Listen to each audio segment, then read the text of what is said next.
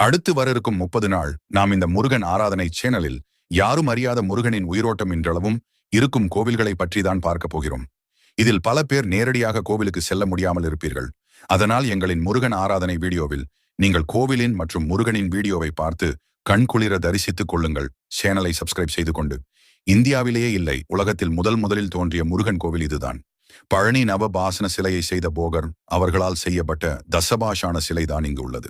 கிட்டத்தட்ட போகர் அவர்கள் 12,000 ஆண்டுகள் வாழ்ந்ததாக அங்கிருக்கும் ஒரு 108 வயது பெரியவர் கூறியிருக்கிறார்.